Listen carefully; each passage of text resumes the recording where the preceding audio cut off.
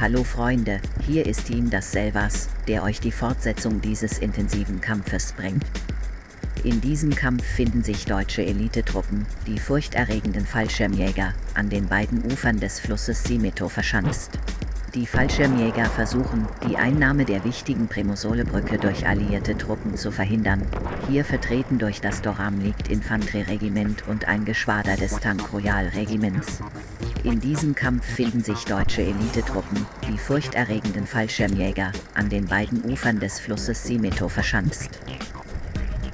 Ein Anliegen der deutschen Führung ist der Anmarsch britischer Panzerverbände, die nun den Südkopf der Primosole-Brücke praktisch beherrschen. Der positive Punkt in diesem Fall ist die Tatsache, dass wir es mit dem intensiven Feuer unserer Truppen geschafft haben, die Infanterieeinheiten in diesem Bereich von den feindlichen Panzern fernzuhalten. Diese Tatsache ermöglicht die Handlungsfreiheit unserer Einheiten, die Panzerabwehrgewehre tragen, um die gepanzerten Besatzungen unter Druck zu setzen, fatale Fehler zu machen.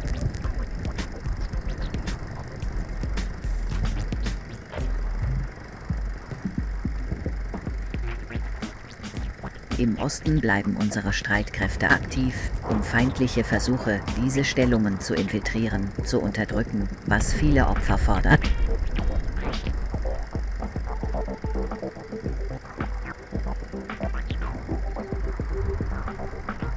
Am nördlichen Ende der Primosole-Brücke bleiben unsere Streitkräfte intakt und aktiv bei der Unterdrückung der alliierten Infanterie durch die in der Gegend stationierten MG-42 Maschinengewehrnister.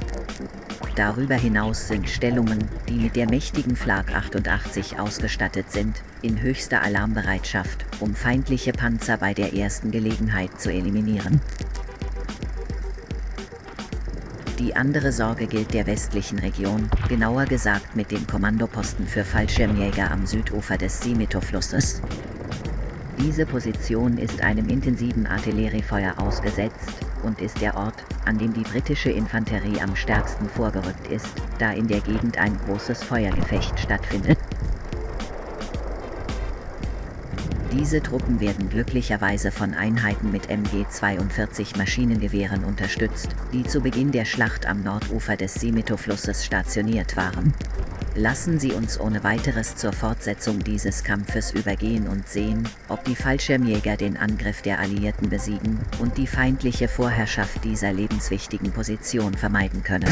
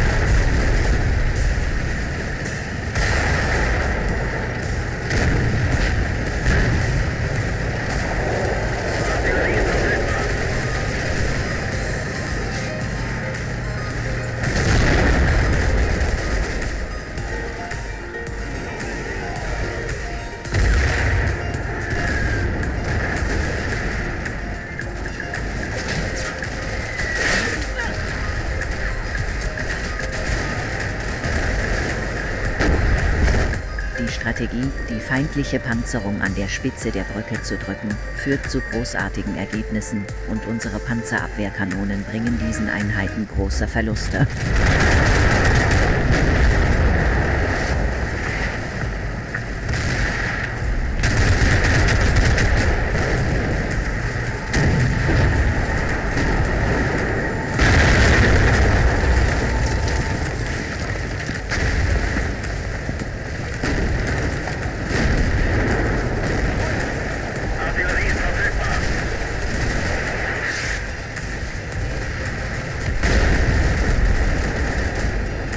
Innerhalb von Minuten werden 3 gepanzerte Einheiten zerstört, eine beeindruckende Leistung unserer Panzerabwehreinheiten.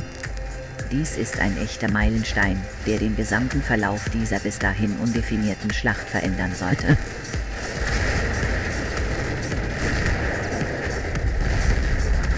Panzerunterstützung! Wir brauchen Panzerunterstützung!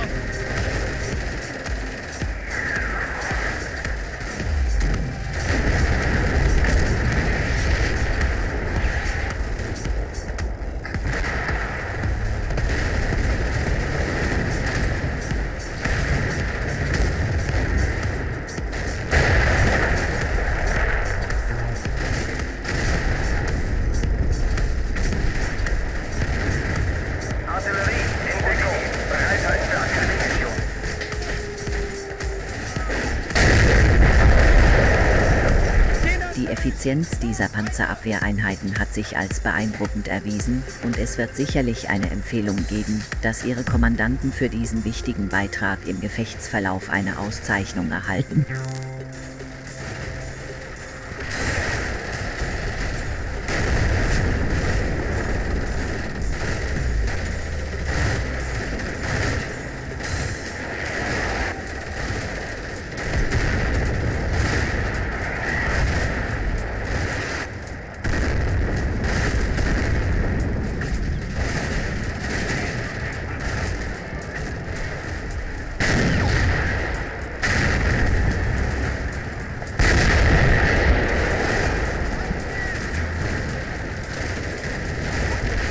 Artillerie ist verfügbar.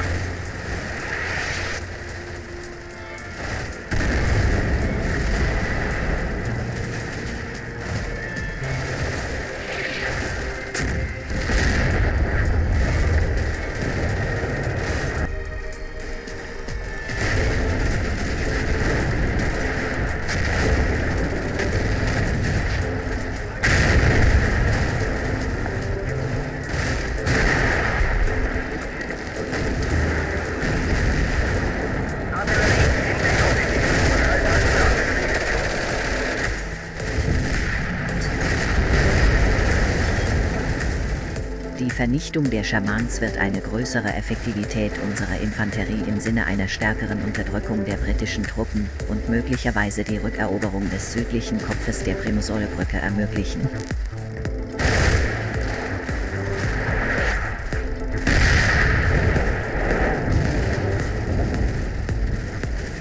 Mit der Zerstörung der Panzer haben die britischen Truppen ernsthafte Schwierigkeiten, in unsere Verteidigungsstellungen vorzudringen, denn jetzt können unsere Maschinengewehre nach Belieben feuern, ohne auf das Unterdrückungsfeuer zu achten.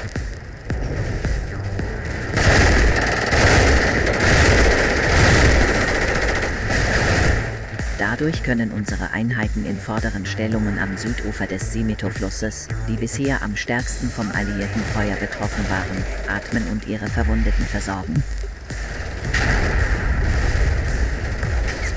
Darüber hinaus ist es aufgrund der Nähe unserer Truppen zu denen des Feindes unpraktisch, die starke alliierte Artillerie einzusetzen, da die Gefahr von Verlusten durch befreundetes Feuer besteht.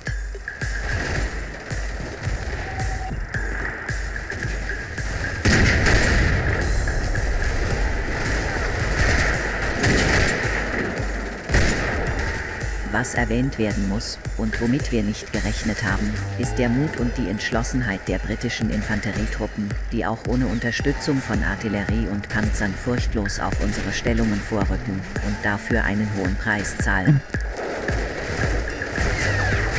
Mit einer solchen Furchtlosigkeit hatten wir nicht gerechnet, aber wir dürfen nicht vergessen, dass diese feindlichen Truppen kampferprobt sind und dieselben sind, die unserem Afrikakorps in Nordafrika siegreich gegenüberstanden.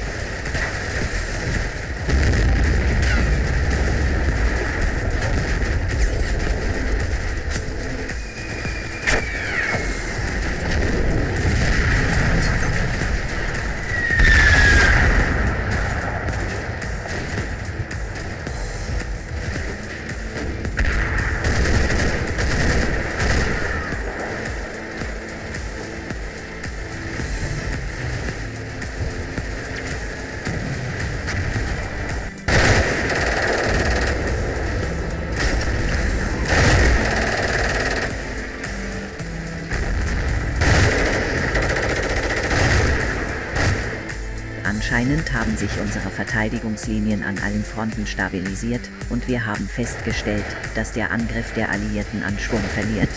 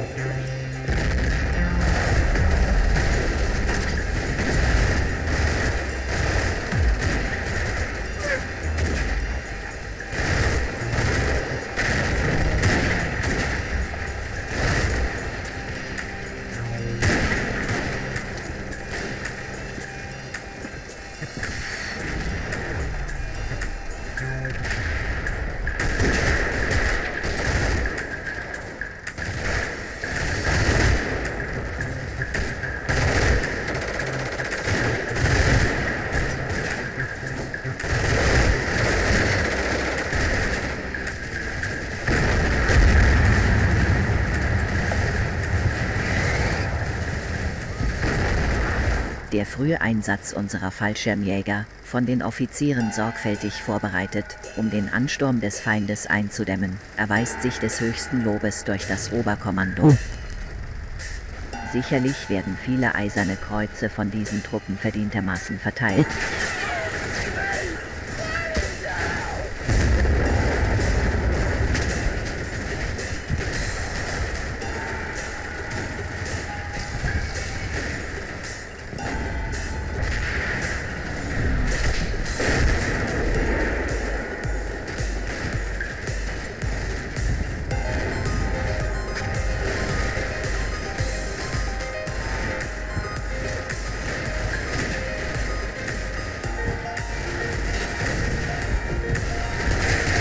Unsere Truppen in den vorderen Stellungen, ausgestattet mit den MP-40 Maschinenpistolen, verfügen über eine beeindruckende Feuerkraft und sind das wichtigste Kapital für die Unterdrückung von Feinden.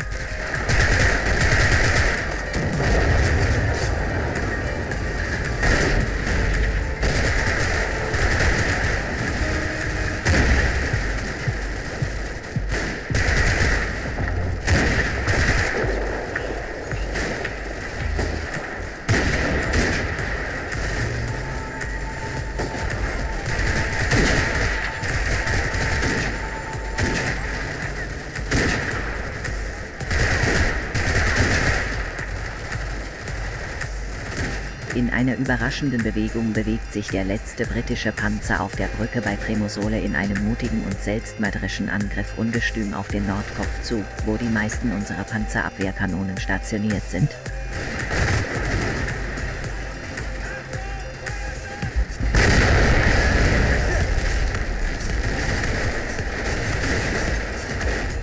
Und das Ergebnis könnte nicht anders sein. Ein direkter Aufprall setzt den Panzer außer Gefecht, dessen Besatzung, die unserer Infanterie ausgesetzt ist, schnell eliminiert wird.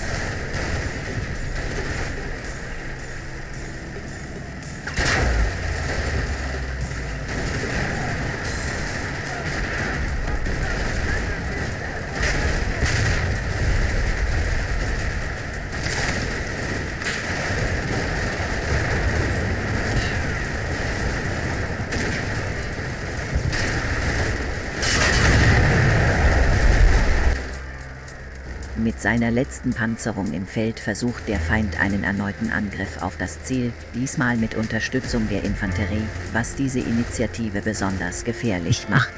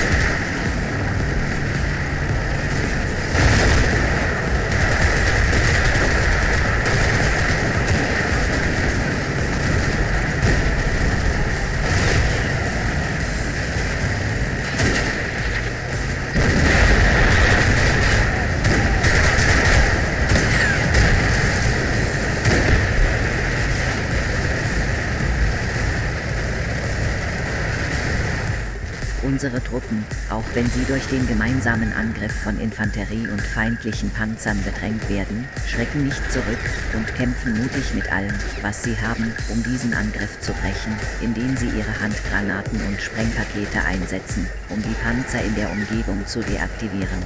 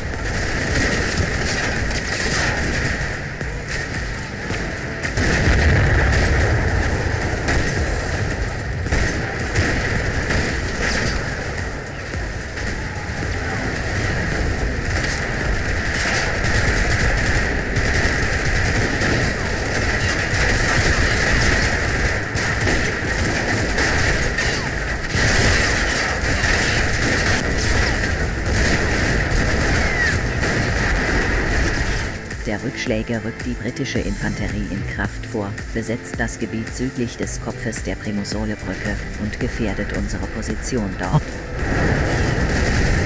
Unser Kommando muss dringend irgendwelche Anstrengungen unternehmen, um diese Position zu stabilisieren.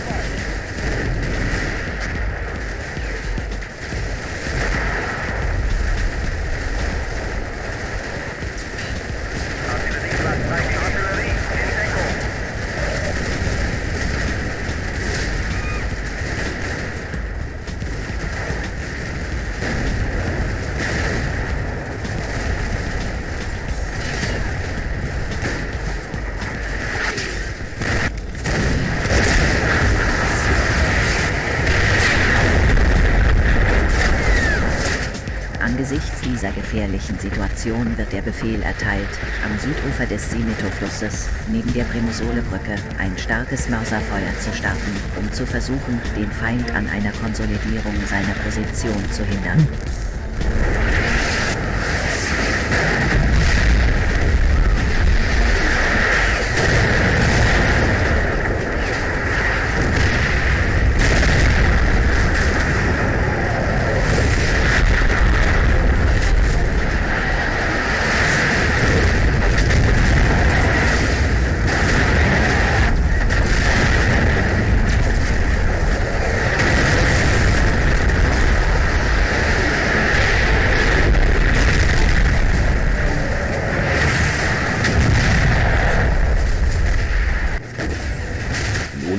Freunde, lasst uns an dieser Stelle unsere Übertragung unterbrechen. Der Kampf tobt weiterhin heftig, wobei beide Seiten versuchen, die wichtige Primosole-Brücke zu erreichen und zu halten. Unsere Männer versuchen mit allen Mitteln, einen weiteren Angriff von Panzern und britischer Infanterie zu stoppen.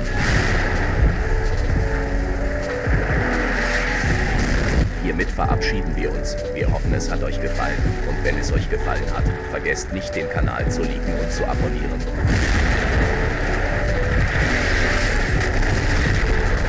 Bleiben Sie gesund und tragen Sie eine Maske. Namaste.